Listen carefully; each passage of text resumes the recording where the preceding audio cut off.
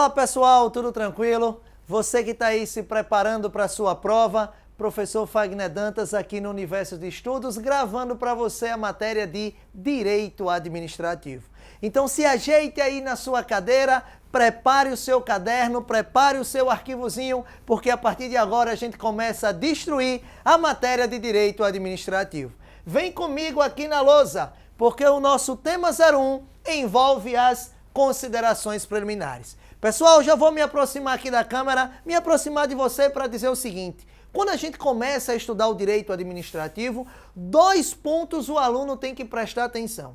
O primeiro ponto envolve o Estado e o segundo ponto envolve a administração pública. Então não tem como você estudar nada do direito administrativo, não tem como você iniciar o estudo da nossa matéria se você não sabe sobre o Estado e se você não sabe sobre a administração. Então vem comigo aqui na lousa, porque no item 1 eu já começo estudando com vocês o Estado. O aluno chega para mim e diz assim: professor, me diz uma coisa, o Estado tem personalidade, sim ou não? Aí, para eu poder lhe responder se o Estado tem personalidade, antes eu preciso lhe explicar o que é ter personalidade. Pessoal, ter personalidade significa ser sujeito de direitos e de obrigações, ser sujeito de direitos e deveres. Então, se você parar para pensar, o Estado no dia a dia tem direitos a ser observados? Resposta: tem. O Estado no dia a dia tem obrigações que devem ser cumpridas? Resposta: também. Então, se você está me dizendo que o Estado tem direitos e que o Estado tem obrigações, você está me dizendo que o Estado tem o quê? Personalidade. Já surge logo na sua prova uma segunda pergunta: professor, me diga uma coisa, essa personalidade é de direito público ou essa personalidade é de direito privado?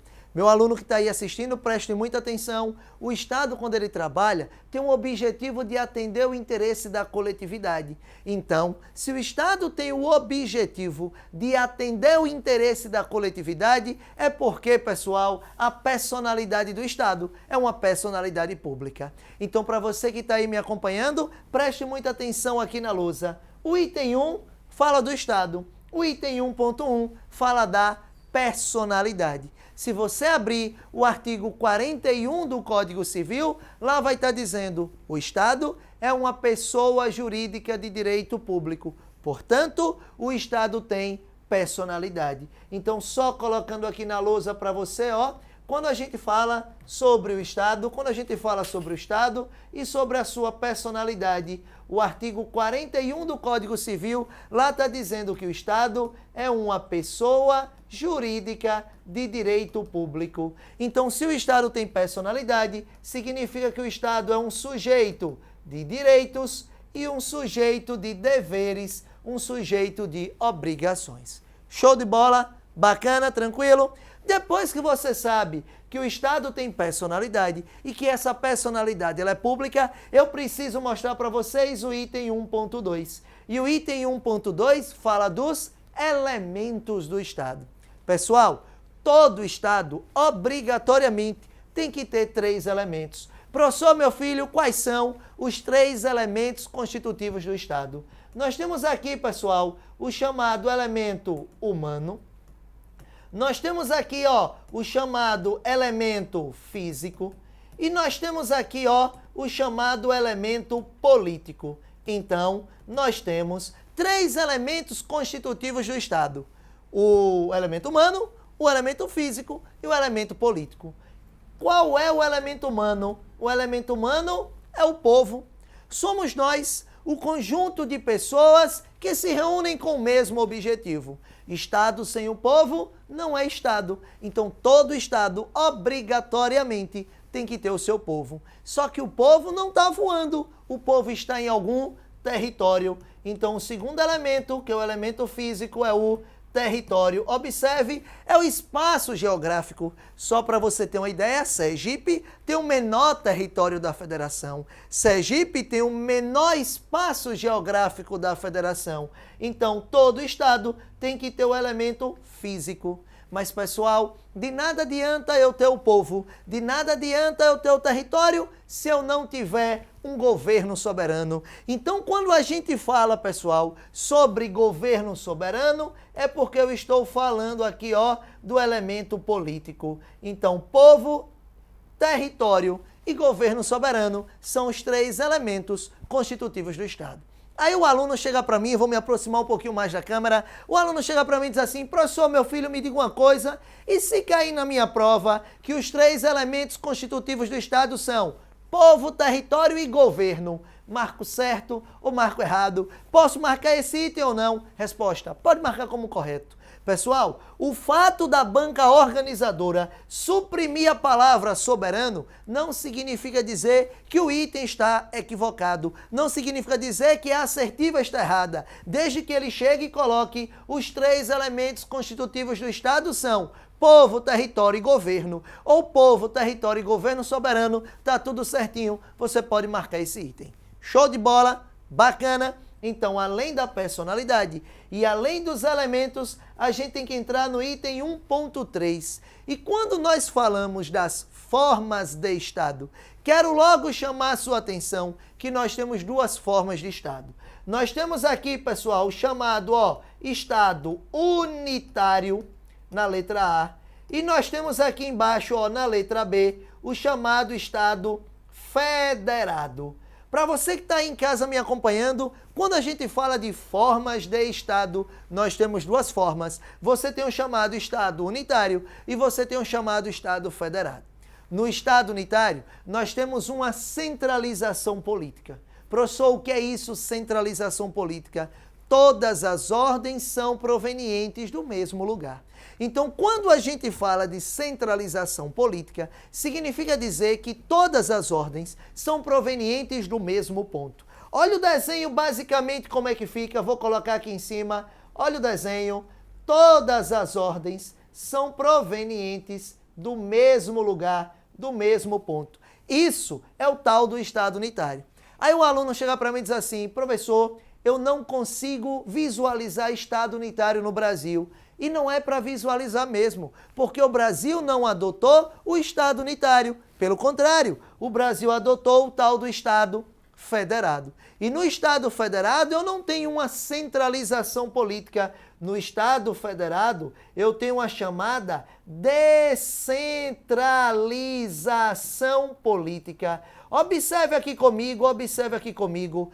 Quando eu falo Estado federado, que eu falo descentralização política, pessoal, eu estou dizendo que eu tenho entes federados autônomos. Então, todas as vezes que cair na prova de vocês sobre a forma de Estado, não pense duas vezes. Aqui no Brasil, nós adotamos a forma federativa de Estado. E no que consiste essa forma federativa? É você falar da descentralização política. É você falar dos entes federados. Aí o aluno olha para mim, se mexe aí na cadeira em casa e diz assim, professor, me diga uma coisa, e quais são os 4 entes federados que compõem a República Federativa do Brasil?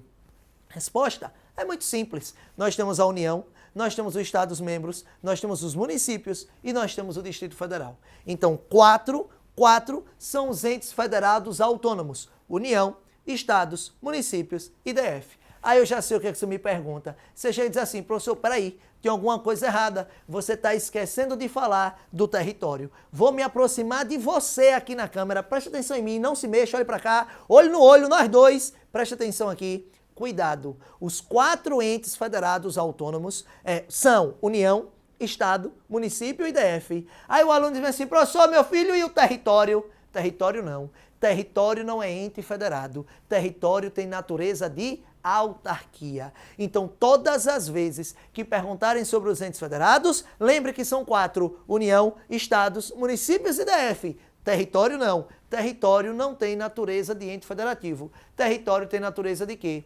De autarquia. Show de bola, bacana, tranquilo. Vem comigo aqui na lousa, porque eu puxei uma OBS aqui no cantinho, a famosa OBS, para que você não erre isso na prova. Professor, você acabou de dizer que quando eu falo de forma federativa, eu tenho os entes federados. Você acabou de me dizer que eu tenho a tal da descentralização política. E o que é essa descentralização administrativa? Pessoal, eu fiz questão de puxar uma obzinha aqui embaixo para poder dizer para você o seguinte, ó, não misture descentralização política com a chamada descentralização administrativa. Na descentralização política, nós temos a separação em entes federados autônomos. Aí você tem União, você tem estados, você tem municípios e você tem o DF. Já na descentralização administrativa, é quando você está falando da administração pública indireta. E essa administração indireta, ela é formada por 4 entidades. Ela é composta pelas autarquias, pelas fundações públicas, pelas empresas públicas e pelas sociedades de economia mista. Então, 4 são as entidades que compõem a administração indireta: autarquias, fundações públicas, empresas públicas e sociedades de economia mista. Essas entidades que compõem a administração indireta fazem parte de uma descentralização administrativa.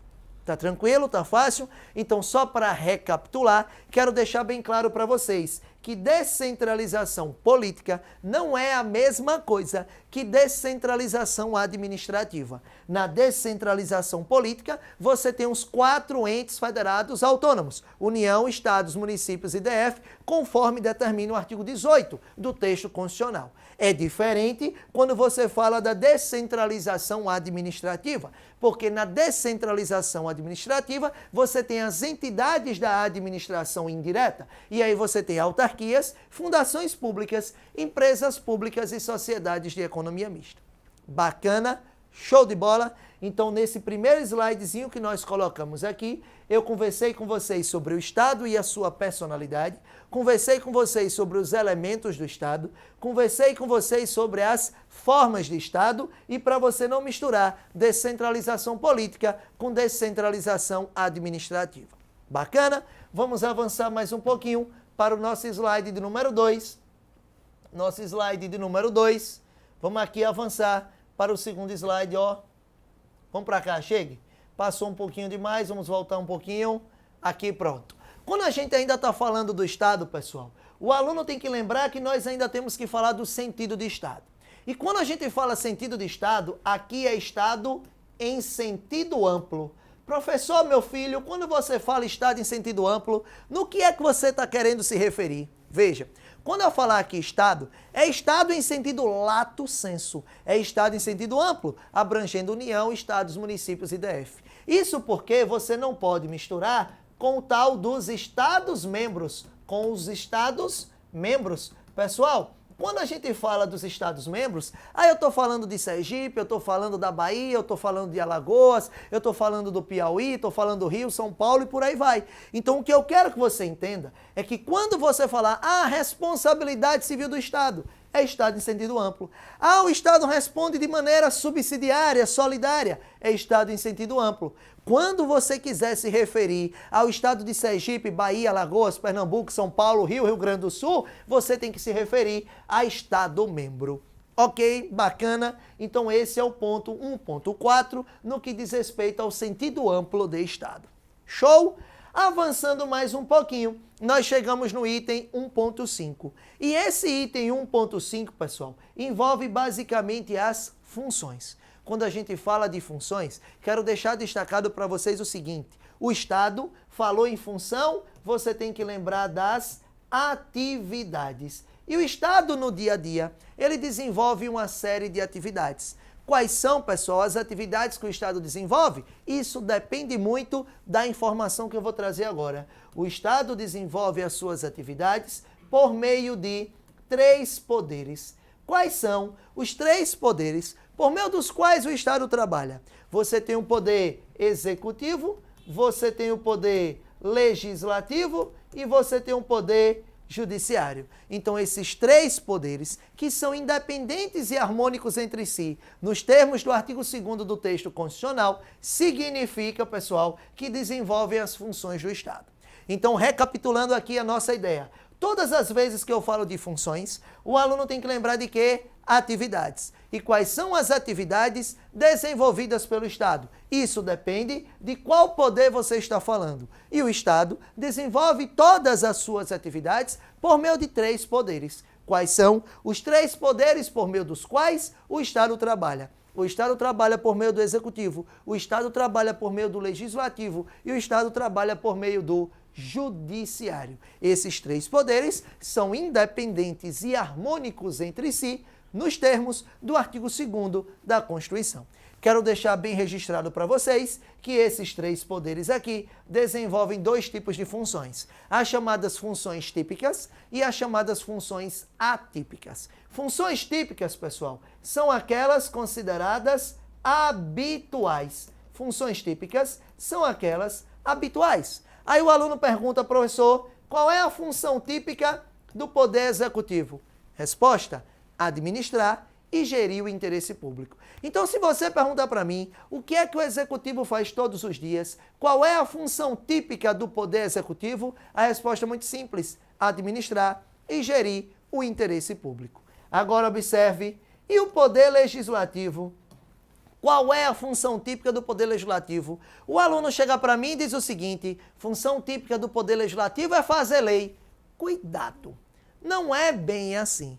Pessoal, a função típica do Poder Legislativo é editar normas. Professor, mas me diga uma coisa, editar norma não é a mesma coisa que fazer uma lei, não? Não, porque nós temos mais de uma norma. Observe, você tem emenda constitucional, você tem lei, você tem resolução, você tem decreto legislativo. Então, quando o aluno chega para mim e diz assim, Poder Legislativo tem a função típica de fazer lei, eu chego para o aluno e pergunto, vem cá, meu filho, e quem vai fazer emenda constitucional? E quem vai fazer resolução? E quem vai fazer decreto legislativo? A história não é bem por aí. Veja, a função típica de editar normas é do Poder Legislativo. Pode ser uma lei? Claro que pode, mas pode ser uma resolução, pode ser uma emenda constitucional, pode ser um decreto legislativo e por aí vai. Bacana, show de bola até aí. Pessoal, além da função típica de editar normas, o Poder Legislativo também tem outra função típica. Qual é a outra função típica do Legislativo? Fiscalização. Aí o aluno chega para mim e diz assim, professor, me diga uma coisa, de onde você tirou a ideia que o Legislativo fiscaliza alguma coisa? Eu fui lá no artigo 71 do texto constitucional. Eu fui lá no artigo 71, venha comigo aqui na lousa, agora na câmera 2, venha comigo aqui na lousa, preste atenção. Você chega aqui, olha, artigo 71 do texto constitucional. E lá no artigo 71 está dizendo, o controle externo, acompanhe. O controle externo é feito pelo Poder Legislativo com auxílio do Tribunal de Contas. Todas as vezes que eu falo na palavra controle, eu lembro de quê? De fiscalização. Então, traduzindo, a fiscalização externa é quem é que faz? É o Poder Legislativo, mas faz com auxílio de quem? Do Tribunal de Contas. Ficou claro isso daqui? Bacana? Então, de onde eu tirei a ideia que o Legislativo fiscaliza alguma coisa? Vim aqui no artigo 71 do texto constitucional e aqui fala exatamente que controle é a mesma coisa que fiscalização. Show de bola? Então vamos voltar para cá para a nossa próxima informação. Acompanha aqui comigo. Pessoal, veja, ó, além do Poder Legislativo e do Poder Executivo, nós temos o poder o quê? Judiciário. E o Poder Judiciário, ele tem a função típica de solucionar conflitos. E como é que o Judiciário soluciona conflitos? Julgando ou conciliando. Show? Mas nem sempre é assim. Nem sempre esses poderes desenvolvem essas atividades. Às vezes, um poder faz uma função que em tese não é sua, mas que seria de outro poder. Quando isso acontecer, quando o poder fizer uma função que em tese não é sua, mas que seria em tese de outro poder, eu estou diante de funções atípicas. Então, para os alunos que estão aqui me acompanhando em casa, preste muita atenção no que eu vou lhe dizer. Funções atípicas são aquelas desenvolvidas de maneira excepcional. Funções atípicas são aquelas desenvolvidas de maneira excepcional, uma vez que os poderes não foram criados para tanto. Então, de novo, para você que está aí me acompanhando, Funções atípicas são aquelas que os poderes executivo, legislativo e judiciário desenvolvem de maneira excepcional. Uma vez que não foram criados para tanto. Aí o aluno chega para mim e diz assim, professor, tem como você dar um exemplo de uma função atípica? Claro que tem. Vem cá comigo na câmera de número 2, que a gente vai trazer um exemplo bem fácil. Presta atenção aqui comigo, ó. Se você abrir o artigo 59 do texto constitucional, lá está dizendo o seguinte, o processo legislativo compreende a elaboração de...